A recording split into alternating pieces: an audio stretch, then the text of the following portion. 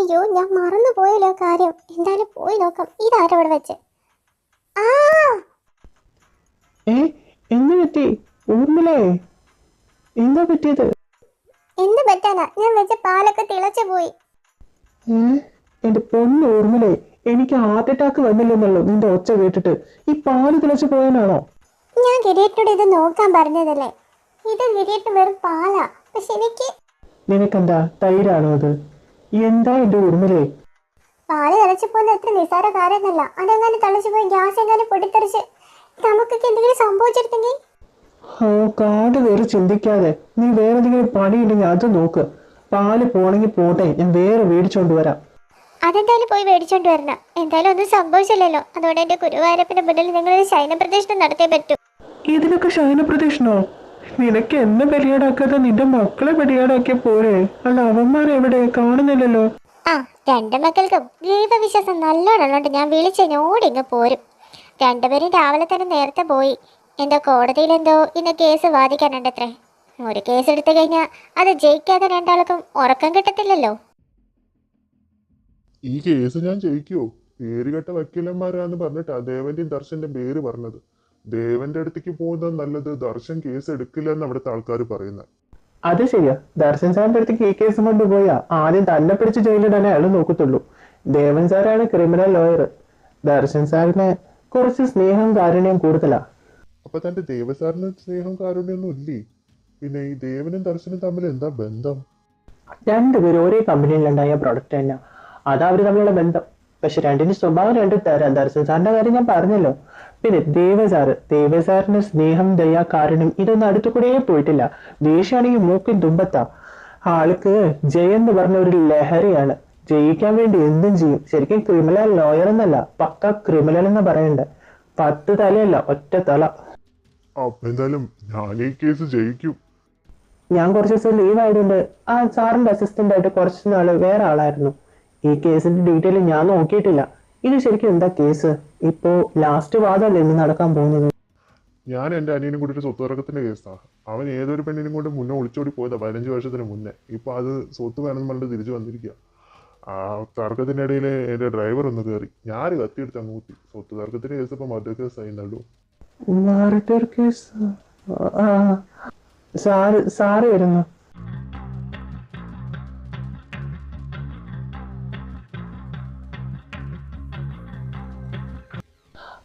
Good morning Darshan sir. Good morning Deva sir. Good morning Ishan. Deva, ഞാൻ അങ്ങ് പോവാ. എനിക്ക് ആ റഹീമിനൊന്ന് കാണാനാണ് ഞാൻ ഇവിടെ വരെ വന്നത്. അതുകൊണ്ട് എനിക്ക് മീറ്റിംഗ് ഉണ്ട്. ശരി എന്നാ, നമുക്കെന്നാ വൈകിട്ട് കാണാം. നീ ശല്ലേ? Okay, bye. Bye Ishan. Bye sir. അല്ല ദേവ സാർ, ദർശൻ സാറിന് കോർട്ടിലെ കേസില്ലേ? കേസില്ലാത്തോണ്ടല്ലേ അവൻ പോകുന്നത്. പിന്നെ ഒന്നാമത് അവൻ അധികം കേസുകളാണ് അറ്റൻഡ് ചെയ്യാറില്ലല്ലോ. അല്ല, ഞാൻ പറഞ്ഞ ഡീറ്റെയിൽ ഒക്കെ നീ കൊണ്ടുവന്നിട്ടില്ലേ? തെളിവുകളൊക്കെ അവിടെ ഓഫീസിൽ വെച്ച് പോന്നിട്ടില്ലല്ലോ. എംബാരസ്മെന്റ് ആവരുത് എനിക്ക്. ഇല്ല സാർ, എല്ലാ ഡീറ്റെയിലും ഞാൻ കറക്റ്റായിട്ട് കൊണ്ടുവന്നിട്ടുണ്ട്. എല്ലാം ഞാൻ ഫയലിലാക്കി വെച്ചിട്ടുണ്ട്.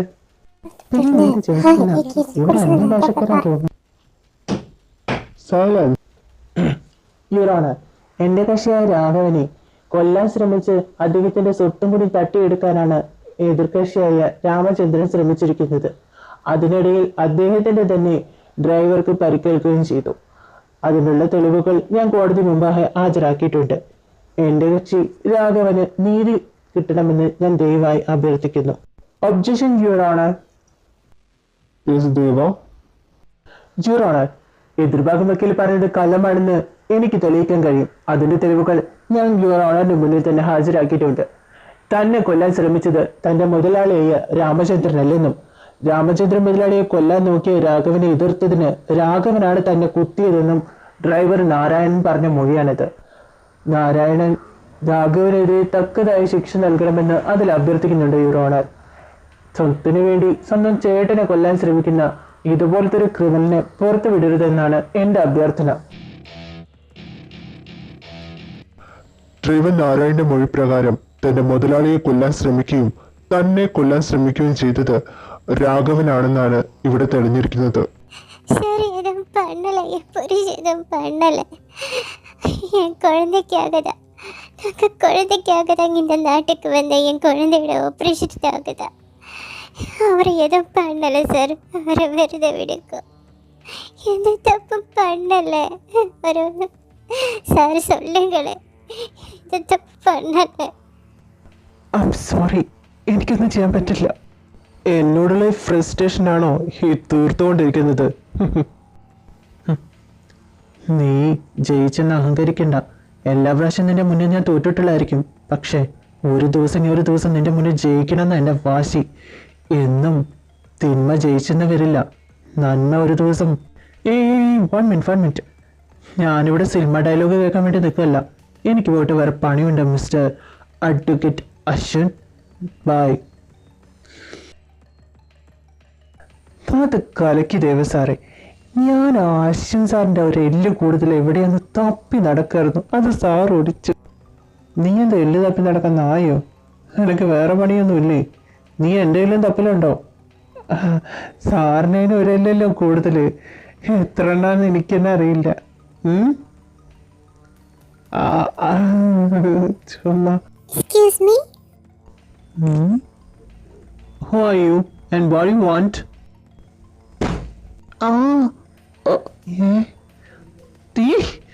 ആരോടെ നീ? നീ അല്ല മെന്റൽ ഹോസ്പിറ്റൽ ഓടി വന്നതാണോ? എന്നെ അടിക്കാൻ മാത്രം അറിയോ? ഒരു ചോദിച്ചു കേട്ടില്ലടി. പോലീസിനെ വിളിക്കടാ. മാലാക. டேய் இடியாட், மலைமாடு போல வளர்ந்துருக்க, உனக்கு அறிவில்லையா? தப்பு எது சரி எதுன்னு தெரியாதா? என் மாமா எது தப்பும் பண்ணலை, ஆனால் நீ அவர் கொலை பண்ண பார்த்துருக்கேன்னு சொல்லி அவர் உள்ளதோட பார்க்குறியா? நீ எல்லாம் மனுஷனா? உனக்கு மனசாட்சி இல்லையா? கர்மம் பிடிச்சவனே உன்னையெல்லாம். നിർത്തടി. നീ കുറേയൊക്കെ എടുത്ത് ചിലക്കുന്നു. டேய் என் கிட்ட வராத. തപ്പ്. കുറെ നേരമല്ലോ നീ കിടന്ന് ചിലക്കുന്നു. നീ എന്തോന്നടി പറയുന്നത്? നിക്കടെ അവിടെ. ഞാൻ പറയട്ടെ. ഇതെന്താ ഇവിടെ നടക്കുന്നത്? டேய் தப்பு பண்ணிட்டு இருக்க நீ. എന്നെ വിട്ടിട്. നീ ഇത്ര നേരം ഇവിടെ കിടന്ന് ചലിച്ചതൊന്നും എനിക്ക് മനസ്സിലായില്ല. പക്ഷെ നീ ഇപ്പൊ വിടാൻ പറഞ്ഞ് കരയുന്നതാണെന്ന് എനിക്ക് മനസ്സിലാവുന്നുണ്ട്. എന്നെ ഇത്ര നാളിനിടയ്ക്ക് ഒരാൾ പോലും അടിച്ചിട്ടില്ല. ആദ്യമായിട്ട് ഒരു പെണ്ണ്. ആരടി നീ? டேய் என்ன விட்டுடா. நான் என் மாமாவுக்காக வந்துட்டேன்டா. நான் போலീஸை கூப்பிடுவேன். പോലീസിനെ വിളിക്കാനോ? നീ ബുദ്ധിമുട്ടുണ്ടാ? ഞാൻ വിളിച്ചിട്ടുണ്ട്. അവരിപ്പോ വന്നോളും നിന്നെ കൊണ്ടുപോവാൻ. டேய் நான் அதுக்கு எதுவும் பண்ணலடா உன்னை. நான் சும்மா ஒரு குத்து தானே குத்துனேன். அதில் உனக்கு எதுவும் ஆகாது. ஏன்னா என் கையோட ரொம்ப ரொம்ப சாஃப்ட். எனக்கு நல்லா தெரியும். டேய் போலீஸை கூப்பிட வேணாம்டா. எனக்கு அவமானம் ஆகிடும்டா. நான் ஒரு பொண்ணுடா. തൻ്റെ എതിർകക്ഷിയുടെ ആളല്ലേ താൻ എന്നെ കോടതിയിൽ വെച്ച് അടിച്ചിരിക്കുന്നത്? എതിർകക്ഷി എന്നെ മനഃപൂർവ്വം ഉപദ്രവിക്കാൻ ശ്രമിച്ചു. ഒരു ഗുണ്ടയെ വിട്ട്. തൻ്റെ മാമന്റെ കേസ് ഞാൻ സ്ട്രോങ് ആക്കും. குண்டியா? அட பாவி. அஸ்வின் എടി പൈത്യം ലൂസ് ഇങ്ങിട്ടം எப்படி படிச்சு சொன்னல. இது கேரளம். இங்க வந்த பிரச்சனையில மாட்டாதே, மாட்டிக்கிட்ட பிரச்சனை ஆயிடும்னு. இப்ப என்னடி பண்ணி வச்சிருக்க? ஏண்டா அஸ்வின், நான் எதுவும் பண்ணலடா. சும்மா ஒரு குத்து தான் குத்துனேன். ஏடி நீ ஒரு குத்து நிற்கா அந்த ஆளை ஹாஸ்பிட்டல அட்மிட் பண்ணிருக்க. ஐயோ நான் அப்படி பண்ணலடா. അവനെ വേണമെന്ന് വിചാരിച്ച് അകത്താക്കാൻ ശ്രമിക്കാം. എടാ എങ്ങനെയെങ്കിലും രക്ഷിക്കടാ അശ്വിൻ. ఏంటి അറലൂസ്? എത്ര നാളായിട്ട് അവനെ കാണുന്നല്ലടി. നമ്മുടെ മാമനെതിരെ അവൻ വാദിക്കുന്നത്. അവന്റെ അടുത്ത് പോയിട്ട് പ്രശ്നം ഉണ്ടാക്കിയിട്ട് ഇപ്പൊ പൈത്യം എന്നടി പണം പോരെ. പിള്ളേരെ, നിങ്ങൾ ആദ്യമായിട്ടാണോ കേരളത്തില്? ഹലോ സർ, ഞങ്ങൾ ആദ്യമായിട്ട് കേരളത്തില്. ഞങ്ങളുടെ ഫാമിലിയിൽ നിന്ന് വേറെ ആരും വന്നിട്ടില്ല. ഞങ്ങളൊരു അങ്കിളുടെ കേസിന്റെ കാര്യത്തിന് വേണ്ടിയിട്ട് സഹായിക്കാൻ വേണ്ടി വന്നതാ. എതിർഭാഗം വക്കീലായിട്ട് ഇവള് ചെറുതായിട്ടൊന്ന് അറിയാമോനെ. ഞാൻ കേസ് വായിച്ചിരുന്നു. മിസ്റ്റർ ദേവയിലെ പരാതി കൊടുത്തത്. കുറച്ച് പ്രശ്നം പിടിച്ച കേസാണല്ലോ. സാർ, എന്തെങ്കിലും ഉപകാരം ചെയ്യാൻ പറ്റുമോ? ഞങ്ങൾക്ക് അറിയാവുന്ന അഡ്വക്കേറ്റ് അശ്വിൻ സാറായിരുന്നു. ആളിപ്പോ നാട്ടിലില്ല. ഞാൻ ഇവിടെ എങ്ങനെ പുറത്തിറക്കുന്ന ഒരു പിടുത്തൂരേ സാർ. ഓക്കെ, എനിക്ക് അറിയാവുന്ന ഒരാളുണ്ട്. ഞാൻ ആളെ വിളിക്കാം. ആളുടെ കേസ് അറ്റൻഡ് ചെയ്യുമെന്ന് എനിക്ക് അറിയത്തില്ല. നോക്കാം, ട്രൈ ചെയ്യാം. Thank you so much sir. ഈ ഉപകാരം ഒരിക്കലും മറക്കില്ല. ரொம்ப நன்றி. அல்ல உங்க பேர் என்ன? എൻ്റെ പേര് ദർശൻ. നിങ്ങളുടെ രണ്ടുപേരുടെ പേര് പിന്നെ നിങ്ങൾ എന്താ ചെയ്യുന്നേ? എൻ്റെ പേര് അശ്വിൻ എന്നാണ്. ഞങ്ങൾ രണ്ടുപേരും ചെന്നൈയിൽ നിന്നാണ് വരുന്നത്. പിന്നെ ഞാൻ ഫാമിലി ബിസിനസ് നോക്കി നടത്തുക. ഞാൻ ഞാൻ സാധന. ഞാൻ കോളേജിൽ ഫൈനൽ ഇയർ സ്റ്റുഡൻ്റാ. ചെന്നൈയിൽ നിന്ന് ഇവിടം വരെ എന്താ? പിന്നെ ദേവയായിട്ട് എന്താ നിങ്ങൾ തമ്മിൽ പ്രശ്നം? ദേവ ഞങ്ങളുടെ എതിർവാക്കം വെക്കലായിരുന്നു, ഞങ്ങളുടെ അങ്കിളുടെ. കേസ് ഞങ്ങൾക്കെതിരെ തിരിഞ്ഞപ്പോൾ ഇവള് പോയി പ്രശ്നം ഉണ്ടാക്കി. ഈ കാര്യത്തിനാണോ പ്രശ്നം ഉണ്ടാക്കിയത്? നിങ്ങളുടെ വക്കീല് വിചാരിച്ചു കഴിഞ്ഞാൽ ഹാജിക്ക് കൊടുക്കാലോ, അതുപോലെ തന്നെ തെളിവുകൾ ഹാജരാക്കിയാലും പോരെ. ഇതിന് പ്രശ്നം ഉണ്ടാക്കേണ്ട ആവശ്യം ഉണ്ടായിരുന്നോ? ഷോർട്ട് ടെമ്പർ ആണല്ലേ. അങ്ങനെ அப்படி எதுவும் இல்லை. ஆனா அந்த ஆளை பத்தி பேசினாலே எனக்கு பிடிக்காது. முட்டாள். എന്താ പറഞ്ഞത്? എനിക്ക് മനസ്സിലായില്ല. சாரி, എനിക്ക് തമിഴ് தான் വരും. മലയാളം അറിയാം, கொஞ்சம் கொஞ்சம் അറിയാം. അമ്മ മലയാളിതാ, ആനാലും വരാതെ அப்படி. ഏറെതും ഇല്ല. അവല്ലേ அந்த பைத்தியம் மெண்டல், அந்த ഇഡിയറ്റ്, അവനെ പറ്റിതാ என் മാമ മേലെ എം എൽ എ കള്ളക്കേസ് അവൻ കൊടുത്തത്. അവനെ ശരിക്ക് കൊടുക്കുന്നുണ്ട്. ഞാനെൻ്റെ ഈ സോഫ്റ്റ് കൈ കൊണ്ടൊന്ന് ഇടിച്ചേയുള്ളൂ, അതിനവൻ ആശുപത്രി എടുക്കുന്നത്. അവിടെ പോയി ഞാൻ അവൻ്റെ കൈയും കാലിൽ തല്ലൊടിച്ചു. അവിടെ തന്നെ അവൻ കിടക്കട്ടെ. നിങ്ങൾ കേരളത്തിലുള്ളവർക്ക് ഞാൻ നിങ്ങളുടെ പേഴ്സണൽ ആയിട്ടുള്ള അഡ്വക്കേറ്റ് ആവേണ്ടി വരും എന്നാണല്ലോ തോന്നുന്നത്. അപ്പടിയല്ലേ? എന്റെ പൈത്യം ഉണ്ടാതിരുടി.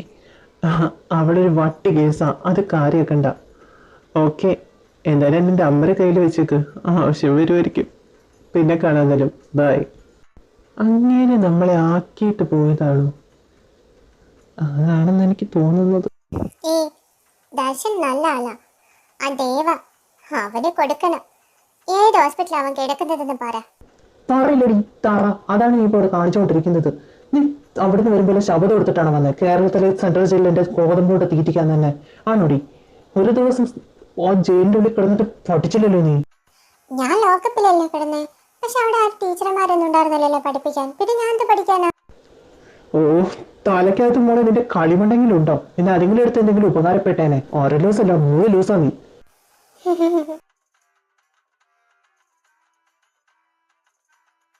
ആ, നീ വന്നോ? നീ എവിടെയായിരുന്നു ദേവ? ഒരു പെൺകുച്ചിനെ നടുകിട്ടി ആശുപത്രിയിലാണെന്നൊക്കെ കേട്ടല്ലോ, ആണോ മോനെ?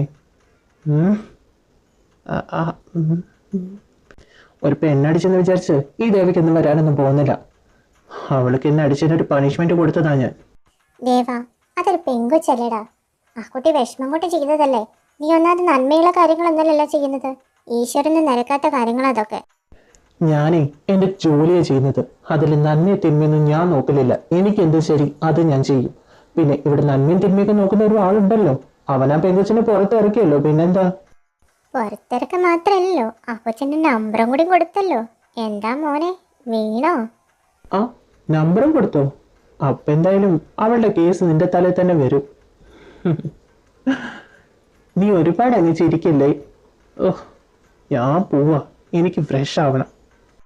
മോനെ ദർശു, സത്യമായിട്ട് ആ പെങ്കുച്ച് അവനെ ഇടിച്ചടാ. അവന്റെ മൂക്കിനെ ഇട്ടിടിച്ചോ? അല്ല, ആ പെങ്കുച്ച് എങ്ങനെയായിട്ട് കാണാൻ? എന്റെ അമ്മയൊന്നും പറയാനില്ല. സൂപ്പർ കൊച്ച്, അമ്മ സൂപ്പർ കൊച്ച്. എന്നാ ക്യൂട്ടാന്നറിയോ കൊച്ചിനെ കാണാൻ. ആ പെങ്കൊച്ചിന്റെ കൺമണിന്റെ അവൻ ഇനിയും പെട്ട അവൾ ഇനിയും അടിക്കും അവന്, അത് ഉറപ്പാ. പക്ഷെ എനിക്ക് ആ കൊച്ചിനെ എവിടെയോ കണ്ട പോലെ ഒരു തോന്നല്, എവിടെയാന്ന് അറിയില്ല. അത് നിന്റെ ഈ പ്രായത്തിന്റെ ഇടാ. എനിക്ക് അങ്ങനെ ഒരുപാട് പേര് കണ്ടപ്പോ ഉണ്ടായിരുന്നത്. ആ, എന്നെ ആരോ വിളിക്കുന്നുണ്ട്, ഞാൻ പോവാണേ. മോനെ ഡാ.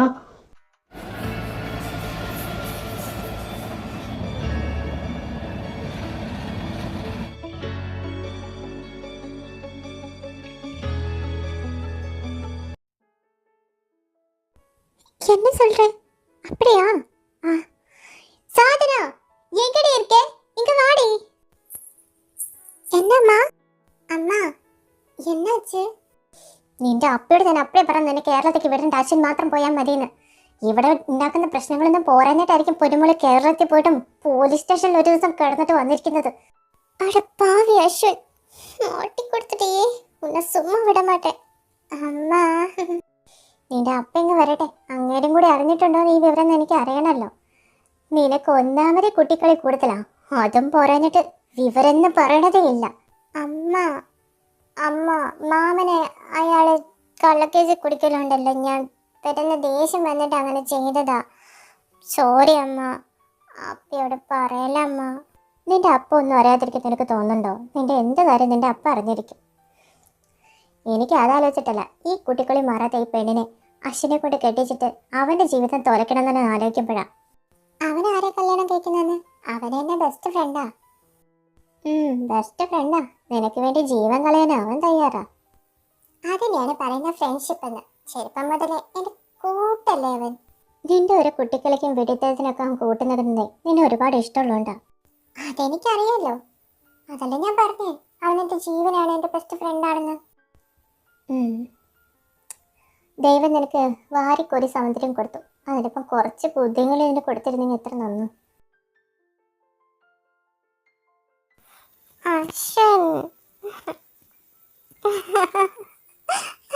എന്താണ് അശ്വൻകുട്ട, കേരളത്തിൽ അടിച്ചു പൊളിക്കാൻ പോയിട്ട് പോലീസ് സ്റ്റേഷനിലാണോ അടിച്ചു പൊളിച്ചത്?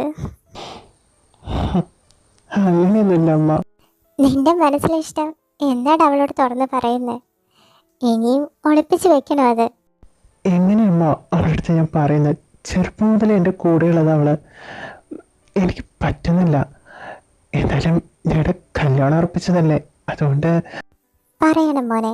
വീട്ടുകാരുടെ ഇഷ്ടത്തിന് മാത്രമല്ല നിങ്ങളുടെയും കൂടി ഇഷ്ടത്തിലേ കല്യാണം നടക്കണമെന്ന് അവൾക്ക് മനസ്സിലാക്കി കൊടുക്കുക. ഇല്ലെങ്കിൽ അവസാനം അവിടെ കൈവിട്ടു പോയാ. അമ്മ, അവളെനിക്ക് നഷ്ടപ്പെടുന്നു പറയില്ല അമ്മ. അതെനിക്ക് സഹിക്കാൻ പറ്റില്ല. ചെറുപ്പം മുതൽ എൻ്റെ കൂടെയുള്ളത് അവൾ എൻ്റേത് മാത്രം.